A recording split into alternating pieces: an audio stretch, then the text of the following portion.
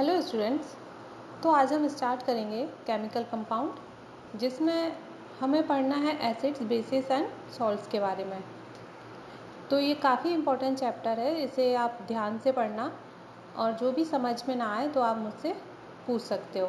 ठीक है, तो स्टार्ट करते हैं अपना। तो अगर हम बात करें किसी सब्सटेंस की, तो हर केमिकल सब्सटेंस का एक नेचर होता है।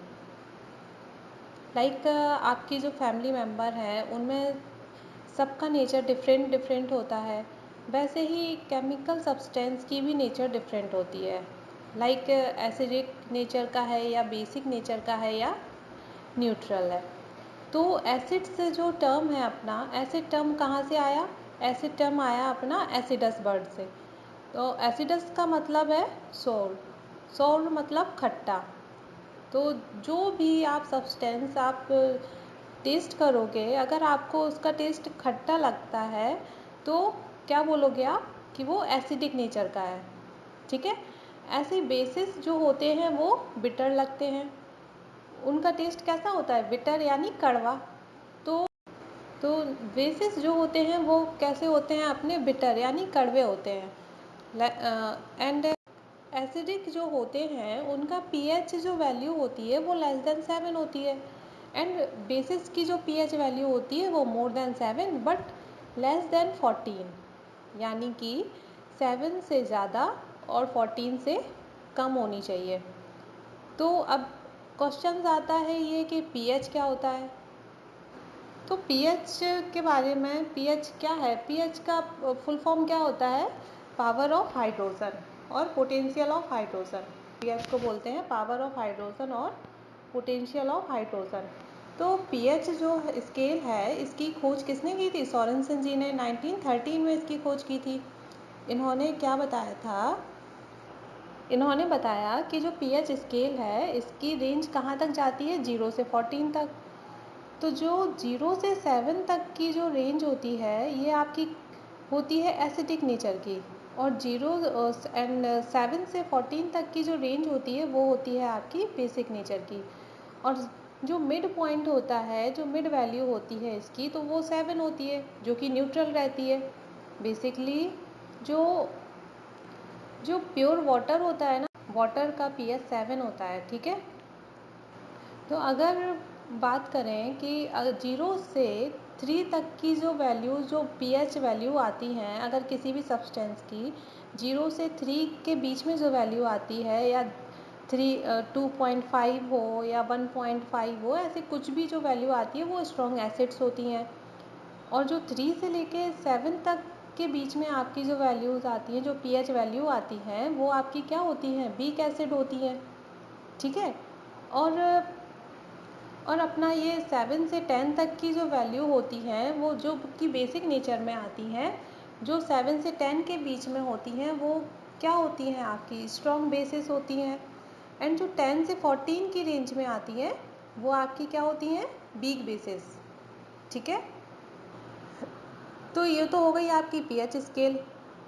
तो पीएच स्केल से ही आप एसिड एंड बेस के बारे में आप पता कर सकते हो कि कौन सा एसिड है कौन सा बेस है। अगर आपका 0 से 7 तक की रेंज में अगर आपका आता है तो वो एसिड हो गया, और 7 से 14 की रेंज तक जो आता है वो आपके क्या हो जाते हैं? बेसिस हो जाते हैं। तो अब आइए अब पढ़ते हैं अपना एसिड्स। तो एसिड्स क्या होते हैं? एसिड क्या हैं? ऐसे सब्सटेंस जो हाइड्रोजन एटम यानी H प्लस एटम को रिलीज़ करता है ना, जो H प्लस एटम को रिलीज़ करता है वो क्या होते हैं? एसिड्स होते हैं। आपने HCl ले लिया, HCl अगर पानी में डाला तो HCl ऑब्वियसली डिसोसिएट होगा, तो क्या बनेगा आपका? H प्लस और Cl निगेटिव। तो जो H प्लस आयन है वो वाटर के साथ रिएक्ट करके क्या बना लेता है? हाइड्रोनियम आयन, यानी H3O प्लस आयन। ठीक है, ऐसे ही बेसिस जो होते हैं वो हाइड्रोक्सिल आयन को रिलीज़ करते हैं। आपका OH निगेटिव आयन जो रिलीज़ होगा तो वो क्या हो जाते हैं? आपके बेसिस। जैसे आप NaOH ले लो, NaOH को वाटर के साथ आप कंबाइन करोगे तो क्या बनेगा, Na+ प्लस OH नेगेटिव। तो OH जो रिलीज़ हो गया आपका, तो ये क्या, कौन सी रिएक्शन हो गई आपकी, बेसिक रिएक्शन हो गई है, बेसिस हो गई है, ठीक है। एंड नेक्स्ट आ जाते हैं इसके इंडिकेटर ऑफ एसिड्स, ठीक है, एसिड बेस। तो ये 2 टाइप्स के इंडिकेटर होते हैं जिनसे हम पता करते हैं एसिड एंड बेसिस कौन कौन से होते हैं। तो फर्स्ट आपका आता है नेचुरल इंडिकेटर एंड सेकंड आपके आ जाते हैं आर्टिफिशियल। तो नेचुरल जो इंडिकेटर होते हैं वो आपके लिटमस पेपर वगैरह जो होता है, लिटमस पेपर वो आपका नेचुरल इंडिकेटर है। यानी कि लिटमस पेपर जो है वो आपका प्लांट किंगडम से लिया गया है। लिटमस कहाँ से आया, लिटमस आया है आपका प्लांट किंगडम से। तो थायोफाइटा एक नाम है प्लांट का, उससे अपना आता है लाइकेन। थायोफाइटा से अपना आता है लाइकेन, इसी से अपना बना है क्या, लिटमस पेपर, ठीक है। और आर्टिफिशियल इंडिकेटर जो होते हैं वो अपने क्या होते हैं, डाइज होती हैं, जैसे कि मिथाइल ऑरेंज हो गया, फिनोप्थिलीन हो गया। तो जैसे ही आप किसी भी सब्सटेंस को लिटमस पेपर पे अगर आप डालोगे, अगर उसका कलर रेड हो जाता है, लिटमस पेपर पे अगर डालोगे तो उसका कलर क्या हो गया, रेड, तो वो किस नेचर का हो गया, एसिडिक नेचर का हो गया। और अगर ब्लू कलर का हो गया तो वो किस नेचर का हो गया, बेसिक नेचर का हो गया, ठीक है। और मिथाइल ऑरेंज जो है आर्टिफिशियल जो इंडिकेटर है अपना, मिथाइल ऑरेंज ये जो डाई है, तो इस पे अगर आप किसी भी सब्सटेंस को डालोगे, मिथाइल ऑरेंज से रिएक्ट कराओगे, तो क्या रेड कलर अगर आया तो क्या हो गया, वो एसिडिक नेचर हो गया, मतलब कि एसिडिक हो गया, ठीक है। एंड येलो अगर कलर आया तो वो बेसिस हो गए। और फिनोप्थिलीन जो डाई है, फिनोप्थिलीन डाई पे क्या एसिडिक का क्या नेचर पड़ता है, कलरलेस होती है ये। अगर आप कोई भी सब्सटेंस फिनोप्थिलीन के साथ रिएक्ट कराओगे तो वो कोई भी कलर नहीं देगी, कलर यानी कि कलर जो भी उस सब्सटेंस का कलर है एज इट इज़ रहेगा, कलर चेंज नहीं होगा, यानी कलरलेस होगा, तो वो क्या है, एसिडिक। एंड जो पिंक कलर अगर दे देते हैं, जो फिनोप्थिलीन में अगर किसी सब्सटेंस ने पिंक कलर दे दिया तो वो किस नेचर के हो गए, बेसिस नेचर के हो गए। जो फिनोप्थिलीन डाई है ये आपकी 2000 का जो नोट होता है ना, 2000 का नोट बनाने में फिनोप्थिलीन डाई का यूज़ होता है। ये जीके का क्वेश्चन है, काफ़ी किसी एग्ज़ाम में भी पूछा गया था कि 2000 का नोट बनने में कौन सी डाई यूज़ में आती है, ठीक है। तो वो है फिनोप्थिलीन डाई, ठीक है। तो नेक्स्ट आ जाते हैं अपने क्लासिफिकेशंस ऑफ एसिड्स। इसके 2 क्लासिफाइड है इसकी, ऑर्गेनिक एंड इनऑर्गेनिक एसिड्स।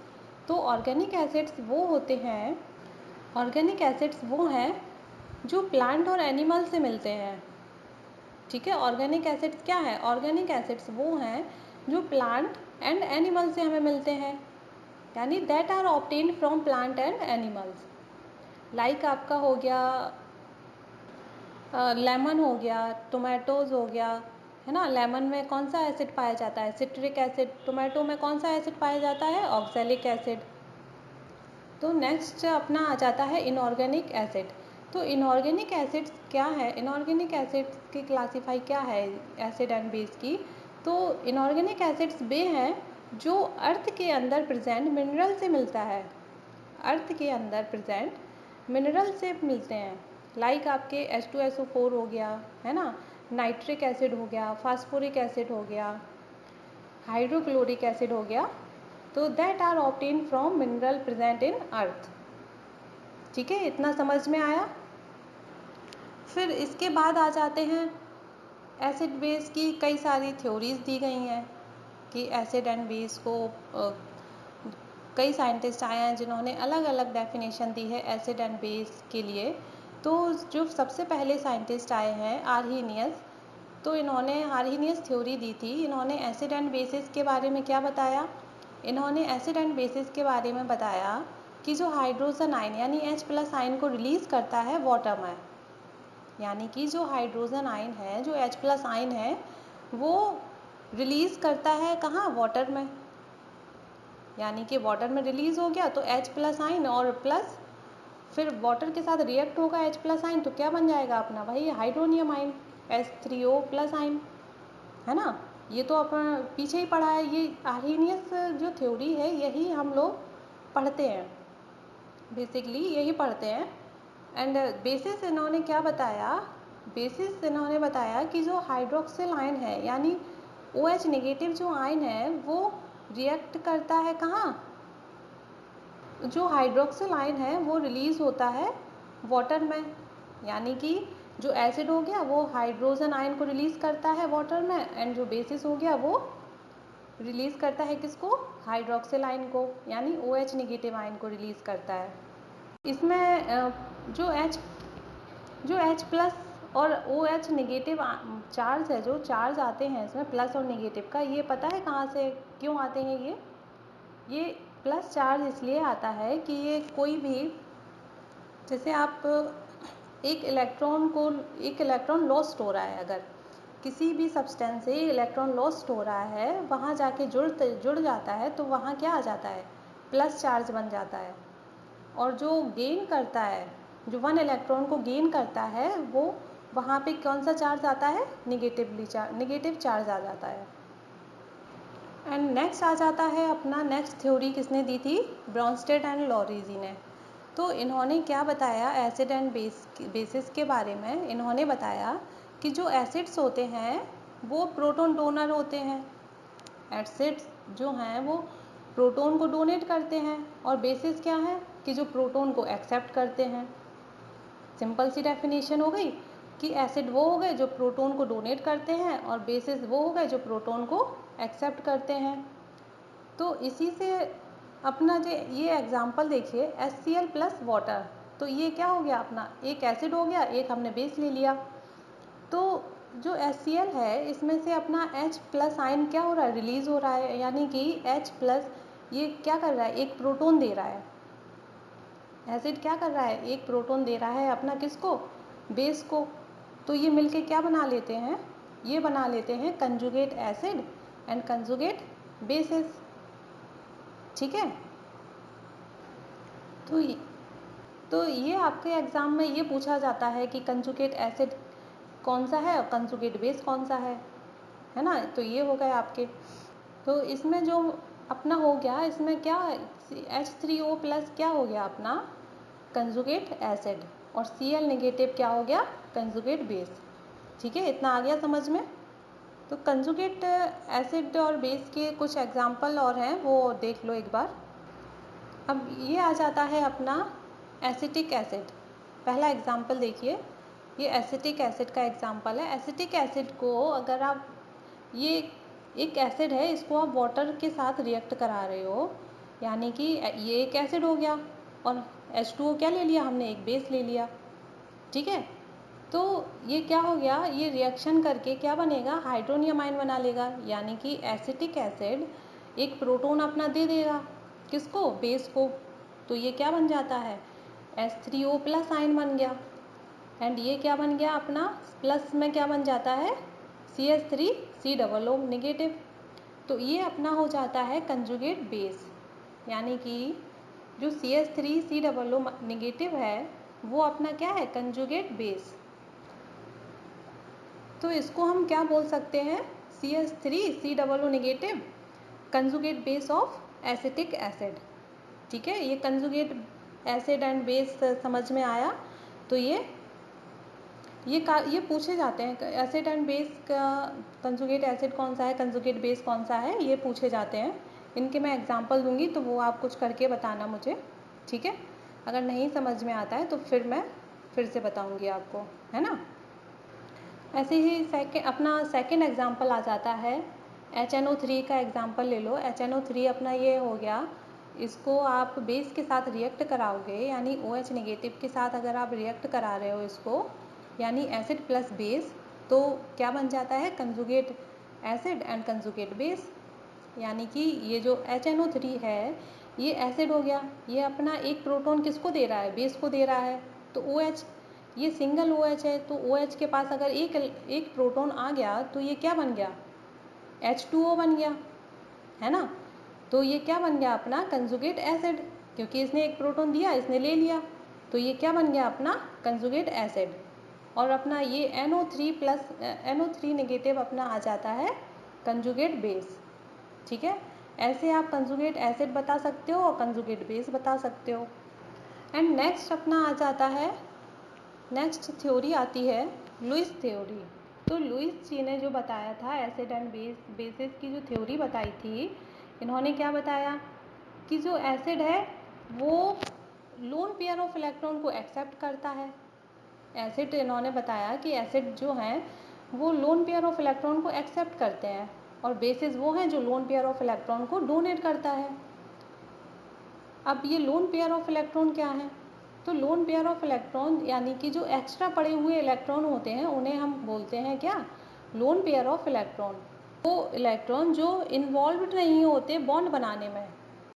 ठीक है, एंड एसिड एंड बेस जो Lewis acid and Lewis base जो होता है, कभी कभी ये भी क्वेश्चन आ जाता है कि Lewis acid and Lewis base के बीच में कौन सा बॉन्ड बनता है ना?